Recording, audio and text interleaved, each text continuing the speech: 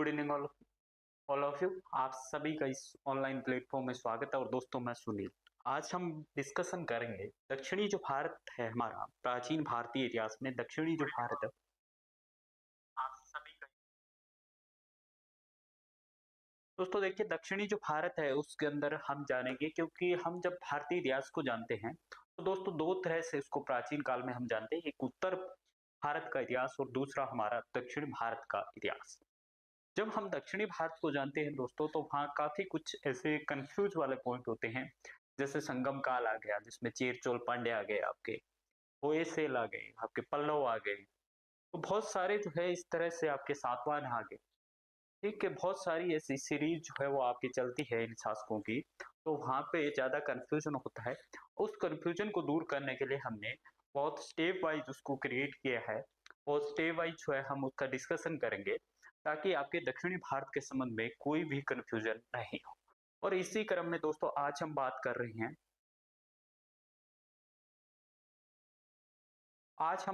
हैं, दोस्तों दक्षिणी भारत में संगम काल का परिचय।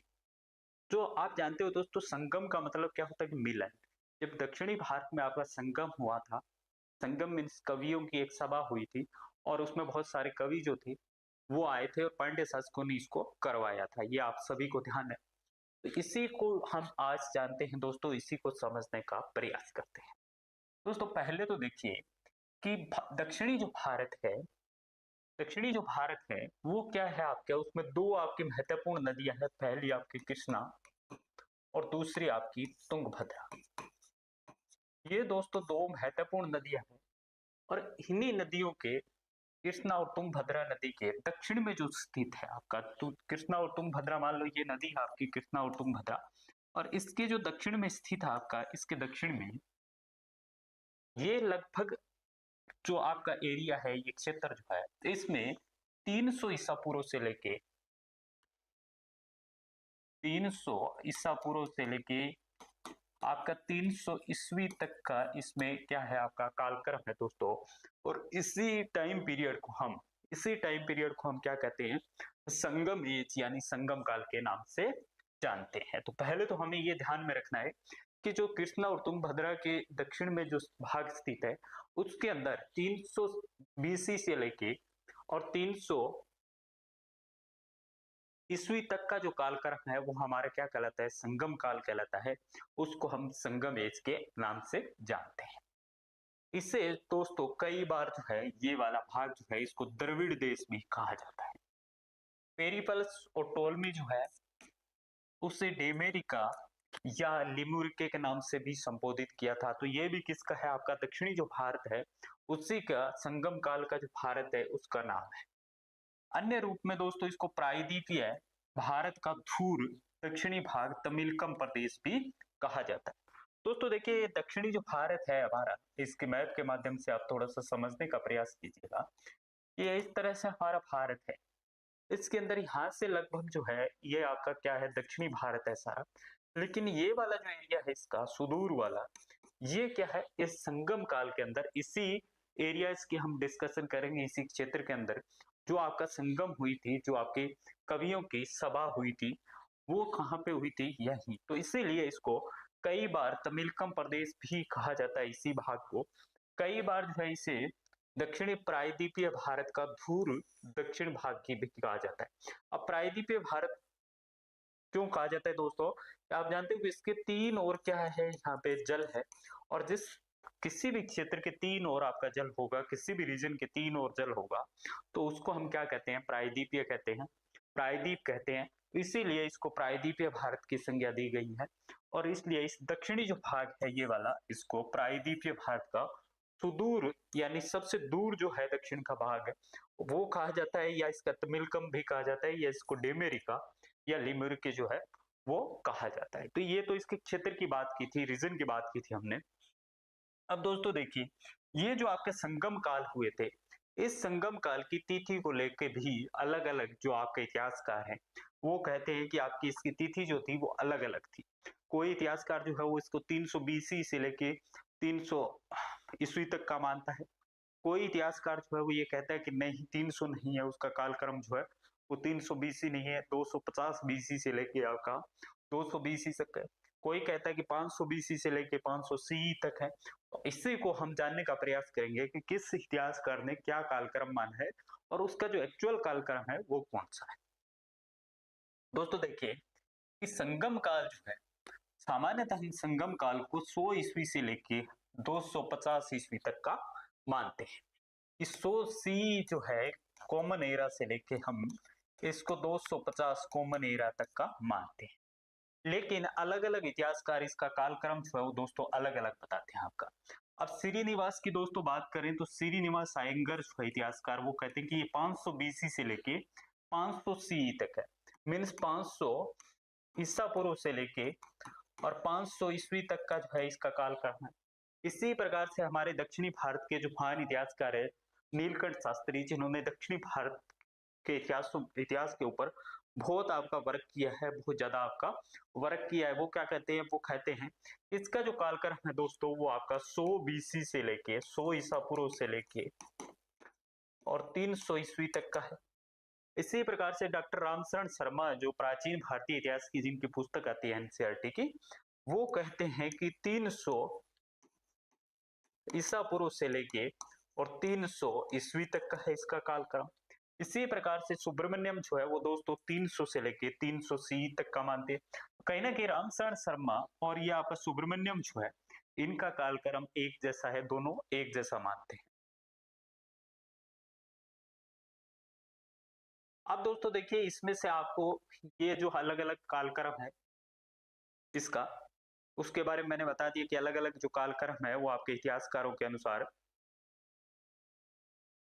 अलग अलग माना जाता है। अब देखिए कि अगर बात करें हम कि 300 ईसा पूर्व से लेके और 300 ईस्वी तक का जो संगम काल की स्थिति है, राज्य का जो आपका राज्य किस प्रकार से है, उसकी नगरीकरण जो है उसका किस प्रकार से है, उसके बारे में बात करें तो वहां भी आपके अलग अलग इतिहासकार जो है उनके अलग अलग मत हमें दिखाई देते हैं।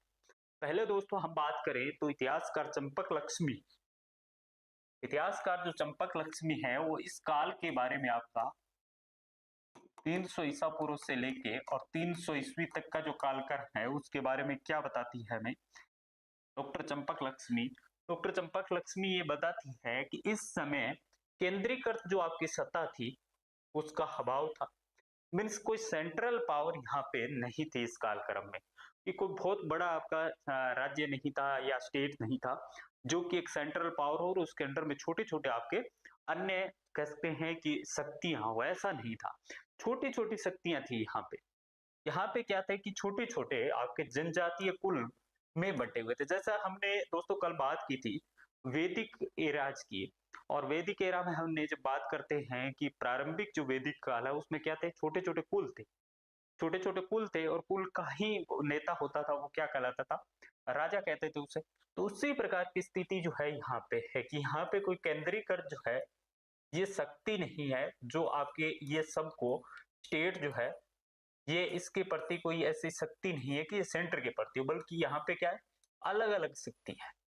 यहाँ पे छोटे छोटे कुल है वो अपनी अलग अलग शक्ति है। और यहाँ पे जो शासन व्यवस्था है वो किस तरह की, दोस्तों ट्राइबल टाइप की है, जनजातीय तंत्र का राज था। यहाँ पे केंद्रीकृत सत्ता का अभाव था। ये बात डॉक्टर चंपक लक्ष्मी इस काल के संबंध में दोस्तों बताती है ताकि हम समझ सके कि इस काल या इस टाइम पीरियड में किस प्रकार की प्रशासनिक व्यवस्था थी वहां पे। चंपक लक्ष्मी के अनुसार सुदूर दक्षिण में नगरीकरण हो रहा था जिसका मुख्य कारण इंडो रोमन व्यापार और अंतर क्षेत्रीय व्यापार था, ना कि आर्थिक या सामाजिक परिवर्तन। ये दोस्तों समझने का प्रयास कीजिएगा। ये क्या बता रही है, ये बता रही है कि ये जो वाला जो भाग था आपका दक्षिण का भाग जो था, सुदूर दक्षिण का मीन्स सबसे निचला जो दक्षिण का भाग है, इसमें क्या हो रहा था, अब यहाँ पे अर्बनाइजेशन हो रहा था।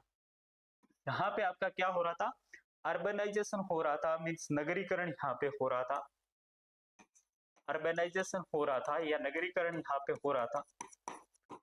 और ये जो नगरीकरण हो रहा था दोस्तों, ये क्या था, ये क्या था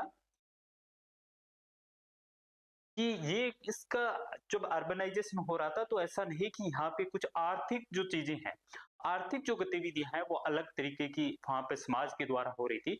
यह सामाजिक परिवर्तन जो है वो समाज में हो रहा था, जिसके कारण गांव से एक तरह से नगरीकरण, नगर बन रहे हैं। जो हमने कल हड़प्पा सभ्यता में पढ़ा था कि नगरीकरण की जो प्रोसेस है उसमें हमने चाइल्ड द्वारा बताई गई विशेषताओं को भी पढ़ा था, और अदर भी बातें हमने जानी थी कि किस प्रकार से अर्बनाइजेशन होता है।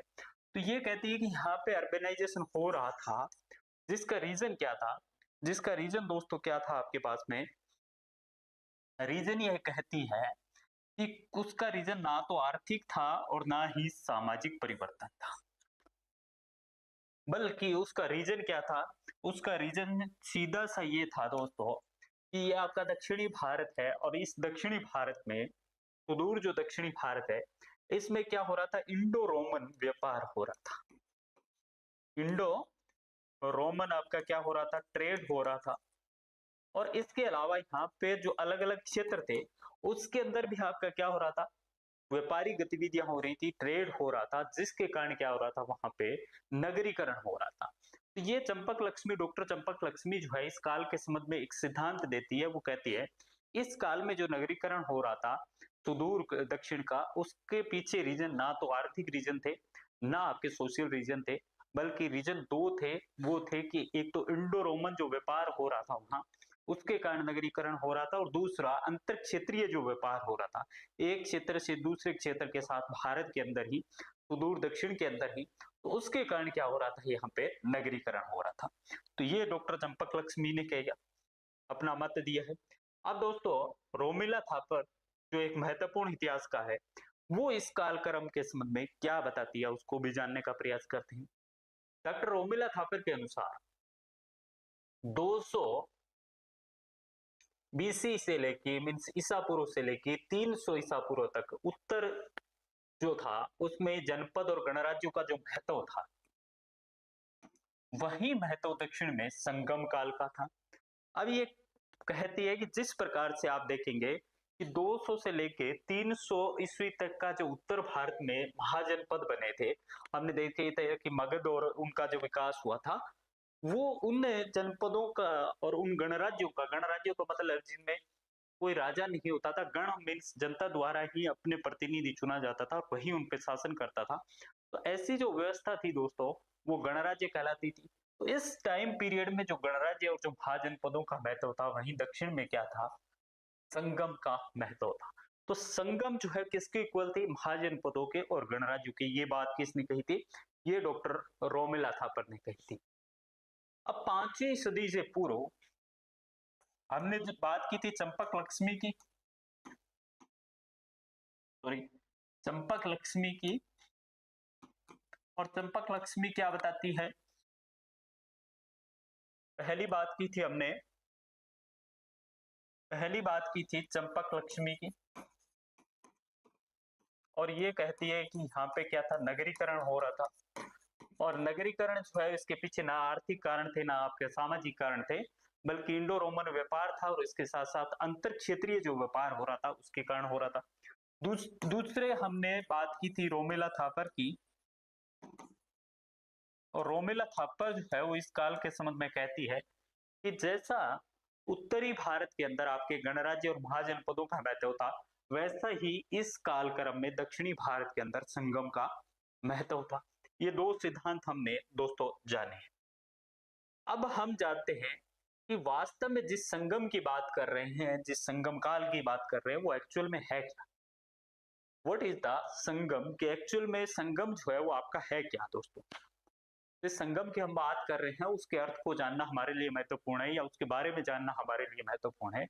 तो दोस्तों देखिए कि संगम जो है वो क्या है? तमिल लैंग्वेज का शब्द है।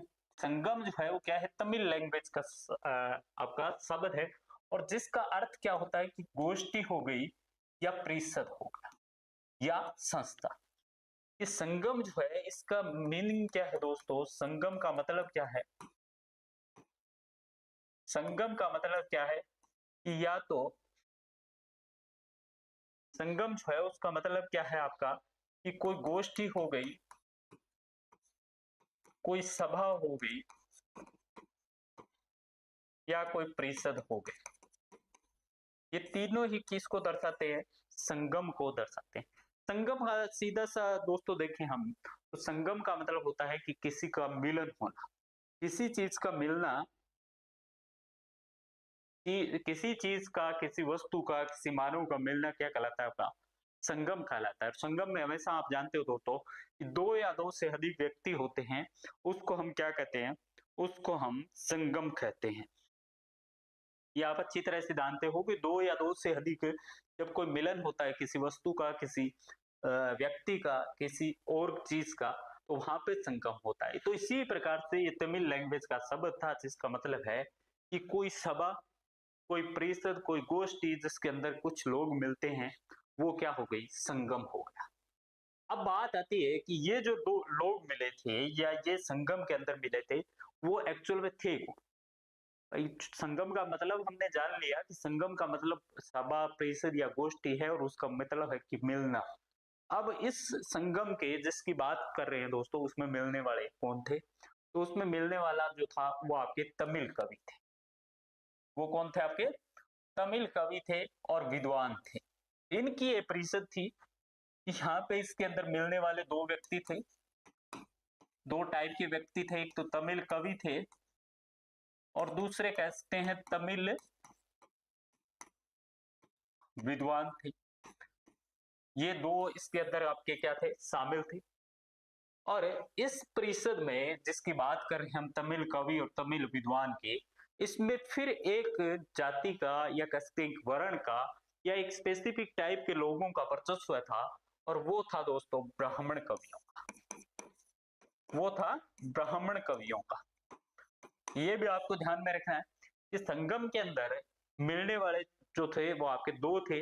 पहले संगम के अंदर कवि थे और दूसरे आपके कौन थे? विद्वान थे। और जो कवि थे उसी में से फिर आपके जो इसका महत्वपूर्ण स्थान था या जिनकी प्राथमिकता थी या जिनकी प्रमुखता थी, वो आपके कौन थे? ब्राह्मण कवि थे। ठीक है, यहाँ तक में भी कोई प्रॉब्लम नहीं। अब मेढहाले जो है ये इसकी परिभाषा देते हैं। ये मेढहाले कहते हैं कि ये आधुनिक अकादमी की तरह थी। जिस प्रकार से आधुनिक अकादमी होती है, जैसे आपने देखा होगा दोस्तों कि हिंदी ग्रंथ अकादमी, राजस्थानी ग्रंथ अकादमी, जो है और भी इस तरह से कह सकते हैं पंजाबी की जो ग्रंथ अकादमी हो, मीन्स उस भाषा के अंदर, उस भाषा पे काम करने वाले और उस भाषा को प्रमोट करने वाले, उस भाषा में नए नए प्रयोग करने के लिए कुछ विद्वान लोगों की जो परिषद होती है, अकादमी होती है, उसी प्रकार से ये संगम क्या थी? अकादमी थी। और जिसमें आपके कवि और विद्वान लोग थे और जिसमें भी आपके ब्राह्मण जो थे उनकी आपकी प्रधानता थी। अब संगम का सबसे पहले प्रयोग जो है वो किसने किया था? संगम का सबसे पहला प्रयोग जो दोस्तों वो नैनयार संत अपार ने किया था, जिसका दूसरा नाम तिरना बुक्रसु था। इसने किया था।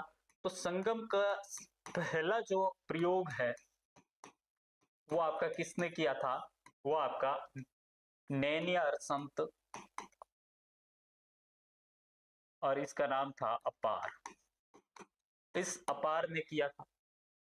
तीनों संगम जो दोस्तों हम बात करेंगे आगे जाके इसमें कि टोटल जो आपके संगम हुए थे वो पांड्य राज्यों में 3 संगम हुए थे, फर्स्ट, सेकंड और थर्ड। और तीनों संगमों का सबसे पहले उल्लेख करने वाले थे वो था अगपोरुल। इसने 8वीं सदी में इसका विवरण दिया था। तो यहाँ पे संगम जो है इसका सबसे पहले प्रयोग करने वाला कौन था? नैनयार संत अपार था। लेकिन तीनों संगमों का एक साथ उल्लेख करने वाला जो था वो था अंगपुरुष। तो ये आपको ध्यान में रखना है। एक जो था वो नैनयार संत था जिसका नाम जो था वो अपार था, और तीनों संगम का उल्लेख करने वाला अंगपुरुल था जिसने 8वीं सदी में आपका किया था। संगम काल में जो राजा का जन्मदिन होता था दोस्तों उसको पेरुनल कहा जाता था, तथा राजा के दरबार को नलबे कहा जाता था। आपको ये चीजें भी ध्यान में रखनी है कि राजा का वहां पे बर्थडे होता था या जन्मदिन होता था, उससे क्या कहा जाता था? उससे पेरुनल कहा जाता था। और राजा का जो दरबार होता था उससे नलबे कहा जाता था। उसे दोस्तों नलबे कहा जाता। अभी तक दोस्तों हमने जो बात की है उसमें ये की है कि संगम जो था उसका टाइम पीरियड क्या था, उसके संबंध में चंपक लक्ष्मी और डॉक्टर रोमिला थापर ने क्या क्या हमें बताया। संगम जो है वो एक्चुअल में था को क्या, जिसमें हमने बात की थी कि कवि और विद्वानों की परिषद या सभा या गोष्ठी होती थी। अब दोस्तों हमने इससे आगे बात की थी कि संगम जो है इसके कालक्रम को लेके भी हमने उससे पहले बात की थी कि अलग अलग विद्वानों ने आपके अलग अलग कालक्रम इसके बताए। अब जो है इसमें कि संगम शब्द का सबसे पहले प्रयोग जो है व्यापार ने किया था, और तीनों संगमों का सबसे पहले जो प्रयोग है वो अंगपुरुल ने किया था। राजा का जो जन्मदिन होता था उसे पेरुनल कहा जाता था, और राजा का जो दरबार होता था उसे नलबे कहा जाता था। तो यहाँ तक दोस्तों इस संगम के बारे में हमने बात की है।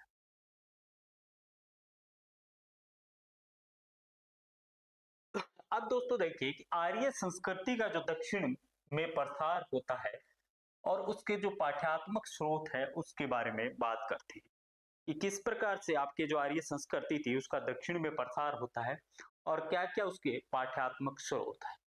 उत्तर भारत की संस्कृत और दक्षिणी भारत की तमिल का जीवित उदाहरण जो है वो तमिल संगम में दिखाई देता है। अब दोस्तों देखिए जब बात हमने शुरुआत में की थी कि संगम जो साहित्य है, संगम जो काल है वो संगम काल जो है उसमें क्या थी, आपकी तमिल कवियों की प्रधानता थी। तो तमिल कवियों की जो प्रधानता थी और इसके साथ साथ संगम जो है वो किस भाषा का शब्द था, तमिल का था। अब उत्तर भारत की संस्कृत जो है अगर वहां पे दिखाई देता है तो इट मीन्स वहां पे क्या है कि उत्तर प्लस दक्षिण का मिलन या दक्षिण का भी संगम आपको दिखाई दे रहा है। कि उत्तर प्लस दक्षिण का भी आपको क्या दिखाई दे रहा है, संगम दिखाई दे रहा है। यहाँ पे देखोगे तो बहुत सारे जीवंत उदाहरण आपको मिलेंगे जिसमें आपको संस्कृत प्लस में आपको क्या मिलेगी, तमिल भाषा का प्रयोग मिलेगा। संस्कृत प्लस में आपके तमिल भाषा का प्रयोग मिलेगा। अब रामायण और महाभारत में भी संगम काल का विवरण मिलता है। तो आप दोस्तों जानते हो रामायण और महाभारत दोनों ग्रंथ किसके हैं, उत्तर भारत के महत्वपूर्ण जो एपिक्स है आपके महत्वपूर्ण ग्रंथों में उसको शामिल किया जाता है। तो अब उनमें दक्षिणी भारत की कोई बात मिलती है तो इट मीन्स क्या है कि कहीं ना कहीं जो लोग थे या उस काल में लोगों के बीच में आपका क्या था कि उत्तर और दक्षिण के लोगों का आपका मिलन था, इसीलिए तो वहां पे दिखाई देते हैं। तीसरा कि तोलकापियम जो है ये आपका ग्रंथ है तोलकापियम। इस ग्रंथ में वर्णित जो 8वीं विवाह का वर्णन मिलता है ये भी आर्यों की प्रतिस्थापना है कि जिस प्रकार से उत्तर भारत में वैदिक पीरियड में आपके विवाहों का वर्णन हमने पढ़ा था, उत्तर वैदिक काल में भी पढ़ा था, उन विवाहों में से 8 विवाह ऐसे मिलते हैं जो कि कहीं ना कहीं आपके वैदिक टाइम पीरियड वाले जो विवाह है उनका वर्णन कहाँ पे मिलता है, तोलकापियम में, जो कि आपका वहां पे दक्षिणी भारत के अंदर संगम काल का एक महत्वपूर्ण तोलकापियम जो है वो महाकाव्य के रूप में उसको जाना जाता है। अब संगम साहित्य से दोस्तों ज्ञात होता है कि दक्षिणी भारत में आर्य जो संस्कृति थी उसका विस्तार अगस्त्य ऋषि ने किया था अथवा कौंडिन्य ने किया था। अब दोस्तों देखिए इसके संबंध में मैं थोड़ा सा आपको बताता हूं कि ये क्या है, हमारा भारत है। अब अगस्त्य ऋषि जो है यहाँ पे थे और वो वैदिक जो साहित्य है, वैदिक जो कल्चर है, इस कल्चर को कहाँ पे ले जाते हैं, सुदूर दक्षिण में ले जाते हैं। तो ये जो सुदूर दक्षिण में जो हमारा वैदिक टाइम पीरियड था, उस टाइम पीरियड में एक ऐसा व्यक्ति जो आपके आर्य संस्कृति को उत्तर भारत से लेके सुदूर दक्षिण में ले जाने वाला जो व्यक्ति था उसका नाम क्या था, अगस्त्य ऋषि था। अगस्त्य ऋषि उसको कहा जाता था, या इसका एक नाम हमें दोस्तों दिखाई देता है, उसको कौंडिन्य भी कहा जाता था। इसको जो है कौंडिन्य भी कहा जाता था या अगस्त्य ऋषि भी कहा जाता था। और ये बहुत बार आपके एग्जाम में क्वेश्चन भी आता है कि ऐसा कौन सा ऋषि या ऐसा कौन सा व्यक्ति जो उत्तर भारत की आर्य संस्कृति को आपके सुदूर दक्षिण में ले गया था, यानी संगम काल के अंदर उस आर्य संस्कृति का प्रभाव जो है वो दिखाने वाला कौन था, तो वो अगस्त्य ऋषि था या कौंडिन्य था। महाकाव्य और पुराणों में भी दोस्तों इसका जो है संगम काल का विवरण मिलता है। मणिक मेखले ग्रंथ में अगस्त्य जो ऋषि थे उसको कुंभ से उत्पन्न बताया था। अगस्त्य जो ऋषि थे, इस अगस्त्य ऋषि को मणिक मेखले जो है, इसकी बात हम बाद में करेंगे। मणिक मेखले, शिल्पाधिकारम और तीन जो अन्य हमारे महत्वपूर्ण महाकाव्य है दक्षिणी भारत की, उनकी बात करेंगे। तो दोस्तों देखिए, इस जो अगस्त्य ऋषि थे, इसको इस मणिक मेखला ग्रंथ में क्या बताया है कि कुंभ अर्थात घड़े से उत्पन्न होना इसके अंदर उल्लेख करता है। तो ये सारी जो बातें हैं, ये सारे जो तथ्य है, ये आपका क्या रिप्रेजेंट कर रहे हैं?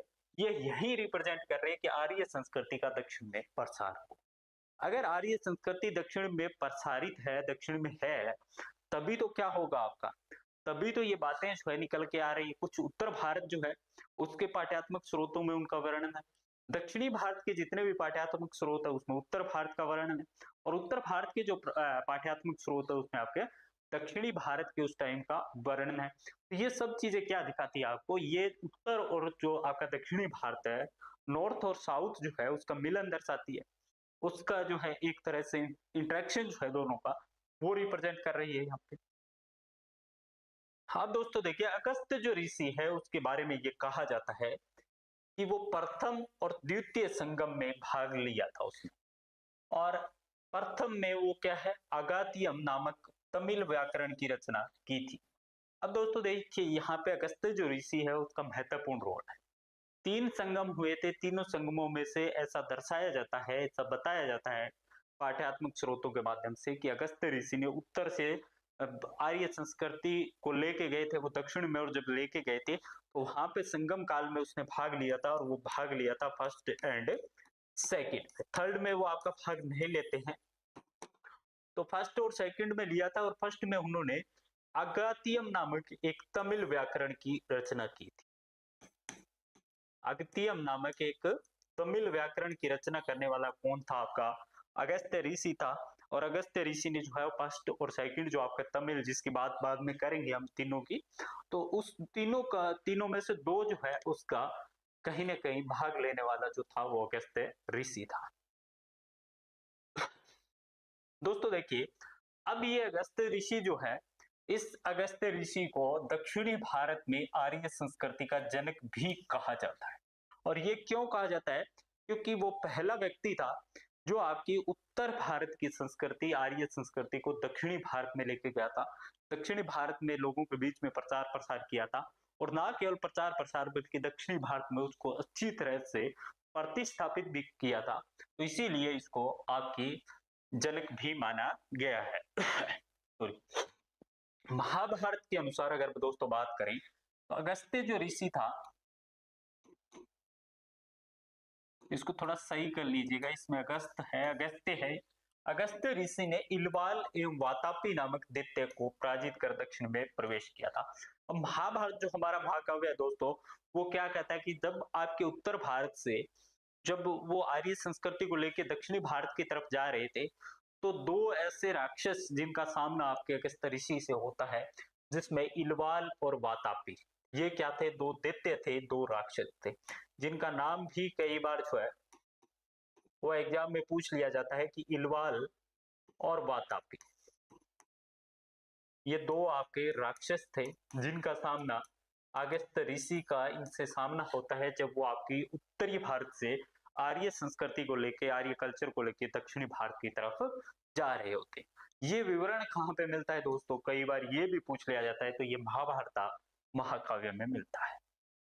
अब दोस्तों संगम काल के बारे में अगर बात करें उत्तर भारत की, तो अशोक के जो अभिलेख है, उसमें अभिलेख संख्या 2 और अभिलेख संख्या 13 में भी इसका विवरण मिलता है। दोस्तों देखिए, हमने बात की थी कि जो अशोक के जो अभिलेख है, और अशोक के बहुत सारे अभिलेख है, जब मौर्यज को पढ़ेंगे तब हम जानेंगे। इसके अभिलेख संख्या 2 और 13 जो है, इसमें किसका विवरण है दोस्तों, इसमें आपके जो दक्षिणी भारत के इतिहास की जानकारी और संगम साहित्य के इतिहास की जानकारी जो है वो इसमें बताई गई है।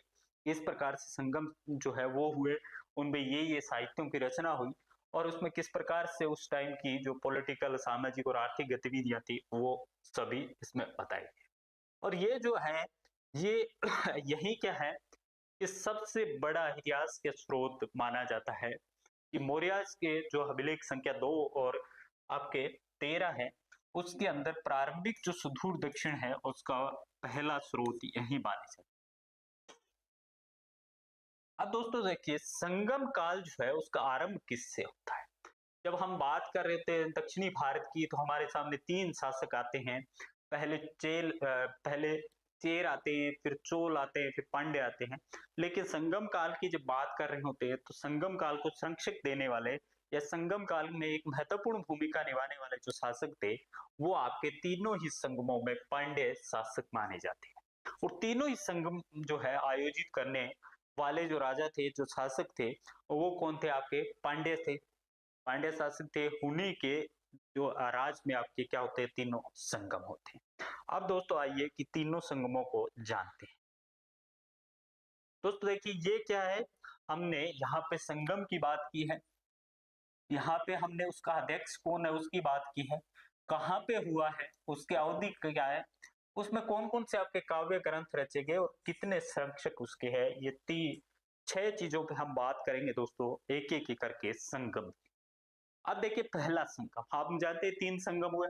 पहला संगम, पहले संगम का अध्यक्ष कौन था, आपका अगस्त्य ऋषि था। पहले संगम का अध्यक्ष जो था वो आपका अगस्त्य ऋषि था। ये कहाँ पे होता है, ये मदुरै या मदुरै में आपका होता है। इसकी अवधि जो दोस्तों कहा जाता है, ये 4400 वर्षों तक आपका चला था। और इसमें परिपांडल ग्रंथ की जो काव्य ग्रंथ है उसकी रचना की गई। कलीरिया जो है वो उसकी रचना की गई। अकहियम जो है उसकी रचना की गई।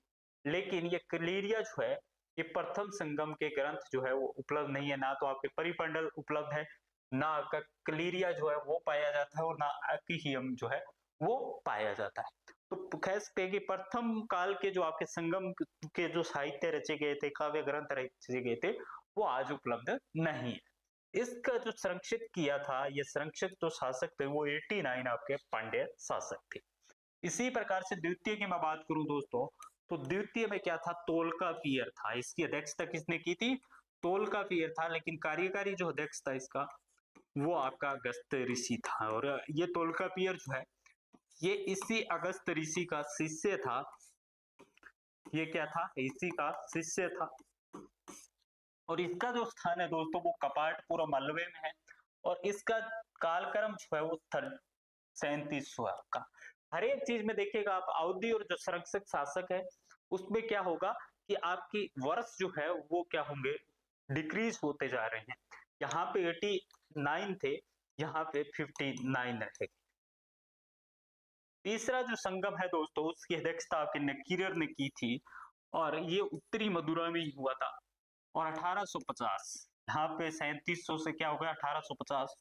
और इसमें सेकंड में आपको बताना भूल गया था, अकिटियम और तोलकापियम संगम का जो है ग्रंथ रचे गए थे, जिसमें से अक्टियम हमारे पास में नहीं है, केवल तोलकापियम जो है वो आपका उपलब्ध है।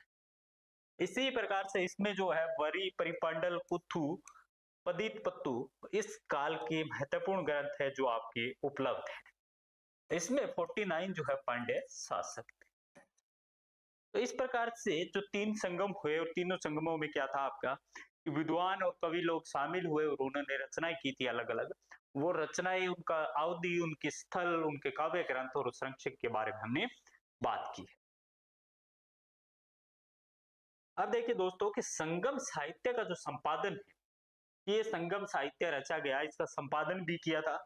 और वो संपादन करने वाली जो थी, वो तिनवेलु स्थित साउथ इंडियन शैव सिद्धांत पब्लिशिंग सोसाइटी थी। ये भी आपको इंपॉर्टेंट याद रखना है कि जो संगम साहित्य की बात की है, उसको आपका संपादन किसने किया था, तो तिनवेली स्थित साउथ इंडियन शैव सिद्धांत पब्लिशन ने किया था। अब दोस्तों, तीनों संगमों के बारे में बहुत बार पूछा जाता है कि टोटल आपके कितने साल चले थे। तो टोटल आपको तीनों जो संगम है वो 9950 जो है ईयर आपके चले थे।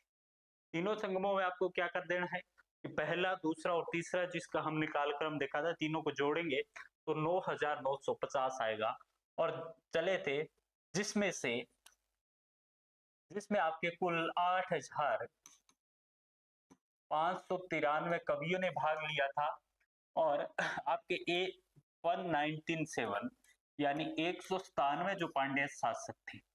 पहले हमने देखा 89, 59 और 49 जो है, ये अगर जोड़ेंगे तो हम 197 आएगा, तो इसमें इन्होंने भाग लिया था। तो इसके बारे में आपको ध्यान रखना है। संगम काल कुल जो है साल कितने चले थे, 9950 कवियों ने भाग लिया था ये, और शासक थे 197, और टोटल के टोटल जो शासक थे वो क्या थे, आपके पांड्य शासक थे। ठीक है, यहां तक में भी आपके कोई कंफ्यूजन नहीं है। अब चलिए आगे दोस्तों, अगर प्राचीनतम संगम साहित्य की बात करें तो ये क्या है, आपका वीर कथात्मक है, वीर गाथा है इसमें, वीर गाथा इसमें लिखी गई है। हम जानते हैं दोस्तों कि संगम जो साहित्य था वो दो तरह का था। एक प्रेम गाथा था कि प्रेम पे आधारित था, और दूसरा वीरों की प्रशंसा उसमें की गई थी, इसलिए इसको वीर गाथा के नाम से जानते हैं। तो प्रारंभिक जो है या प्राचीनतम जो 3 संगम हुए थे, उसमें सबसे ज्यादा या मूलतः उसकी जो माना जाता है उनको, वो क्या माना जाता है, वीर गाथात्मक टाइप का माना जाता है, अर्थात वीरों का रण कौशल जो है उसमें दिखाई देता है। इसके अलावा युद्ध की सफलता व प्रेम भी इसके मुख्य विषय थे। तो वो हम बाद में बात करेंगे कौन से ग्रंथ जो है वो प्रेम के थे, कौन से वीरों के थे, वीर गाथा से संबंधित थे। लेकिन अगर प्राचीन की बात करें तो सबसे ज्यादा जो प्रमुखता दी गई थी वो किसको दी गई थी, वीर गाथात्मक जो आपके रचना थी उनको दी गई थी। संगम जो दोस्तों है वो तमिल कवियों का एक संगम है, यह सम्मेलन है जो संभवतः किन्हीं प्रमुख या राजाओं के संरक्षण में ही आयोजित होता था।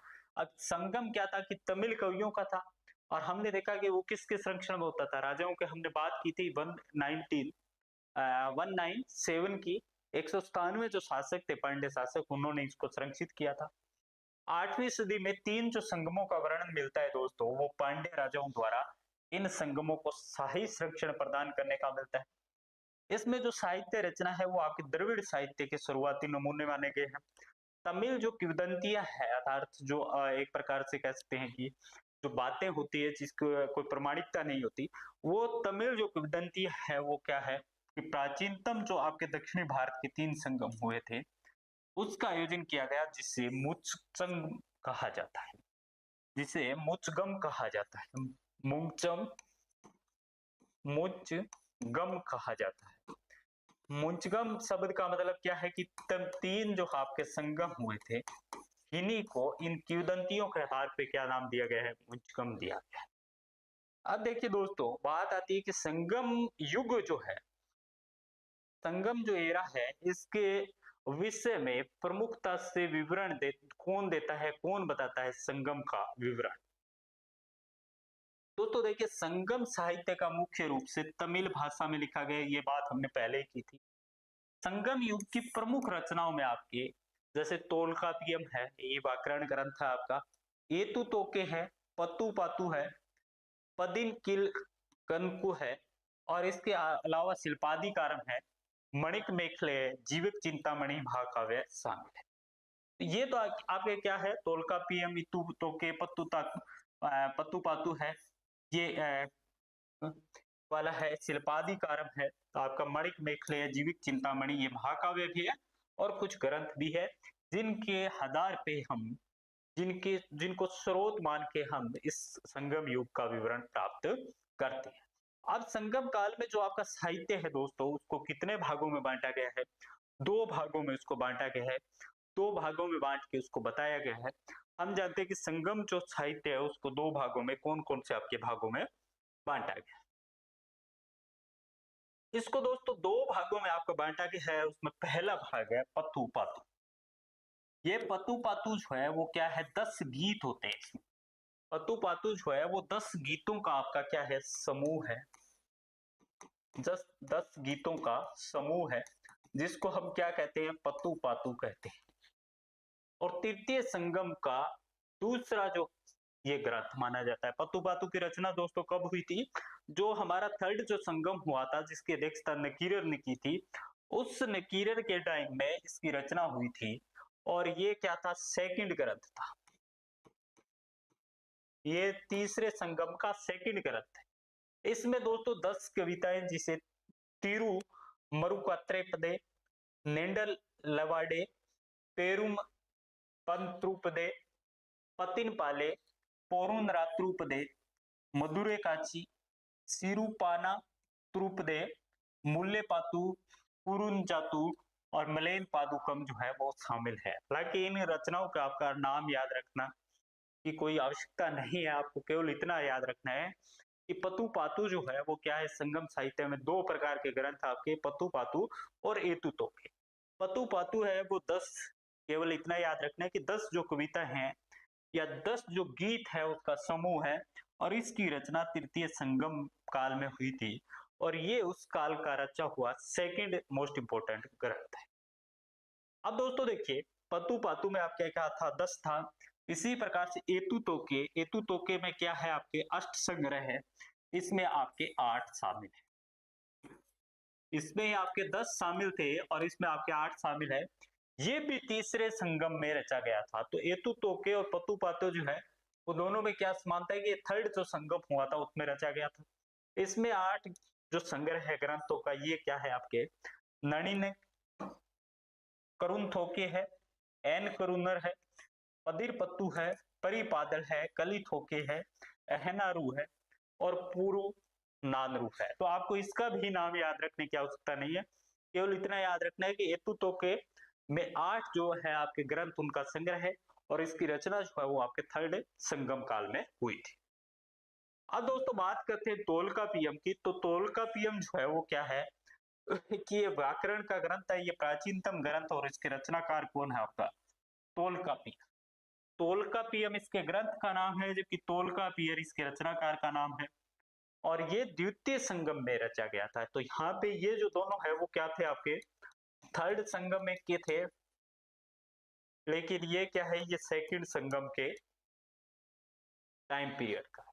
ये जो तोलकापियर है ये क्या है, आपका व्याकरण का ग्रंथ है दोस्तों और इसमें उस समय की जो राजनीतिक स्थिति किस प्रकार की थी, सामाजिक स्थिति किस प्रकार की थी, उसका भी वर्णन जो है वो आपका इसमें मिलता है। अब दोस्तों इतिहासकार RS शर्मा जो है उन्होंने इस काल का जो साहित्य था उसको 2 भागों में बांटा है।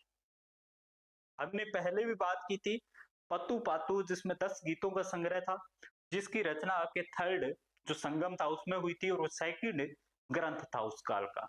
हमने एतु तोके की बात की थी, उसमें 8 जो ग्रंथ है वो शामिल है और उसकी रचना भी आपके थर्ड काल में हुई थी।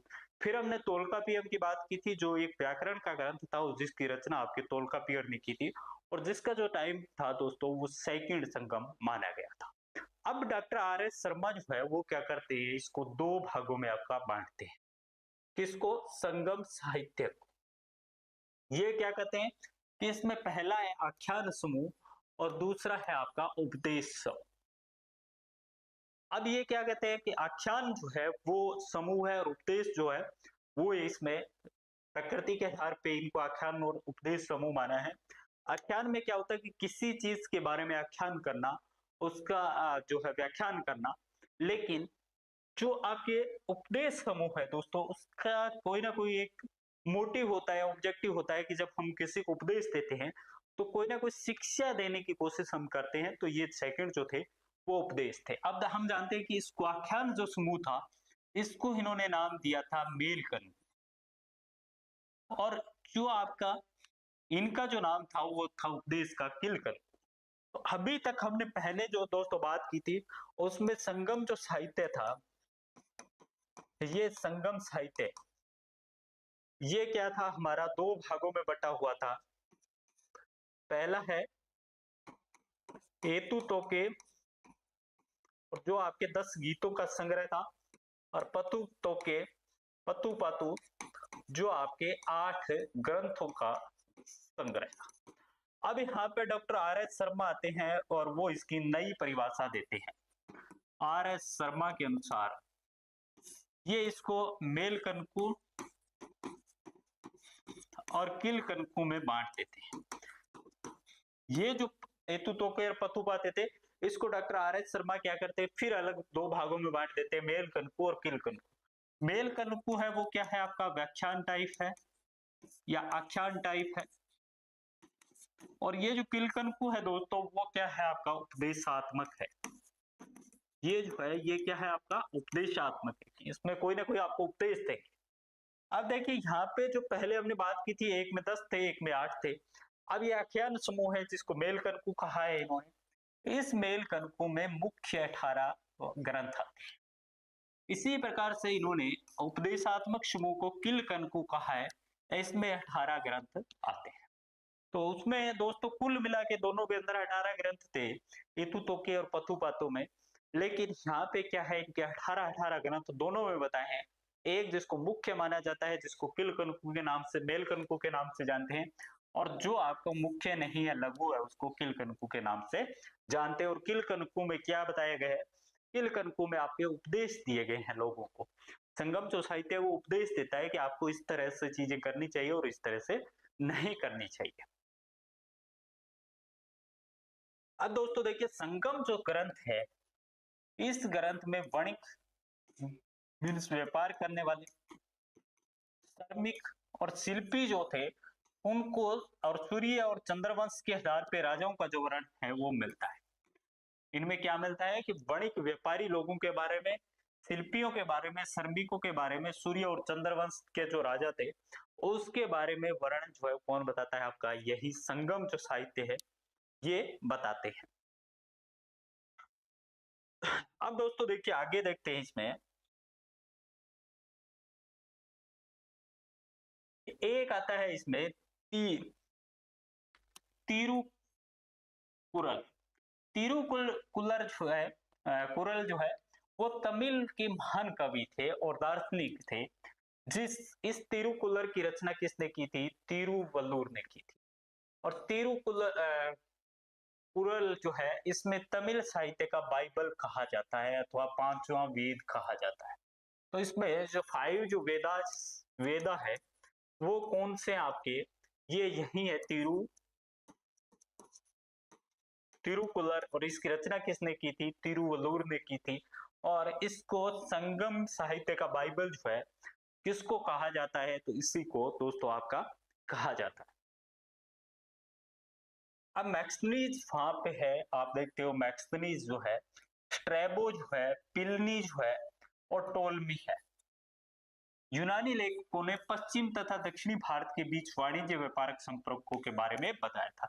ये सबसे पहले दोस्तों किसने बताया था कि दक्षिणी जो भारत है, सुदूर दक्षिणी जो भारत है, जो संगम काल की हम बात कर रहे हैं उसके, और जो रोमन व्यापार होता था, इंडो रोमन जो व्यापार होता था, उसका यही जो आपकी जो लेखक जो कह सकते हैं कि यात्री जो थे, उन्होंने सबसे पहले आपका बताया था, विदेशी जो यात्री है उन्होंने, कि इनके दोनों के बीच में आपका क्या था, ट्रेड सिस्टम था।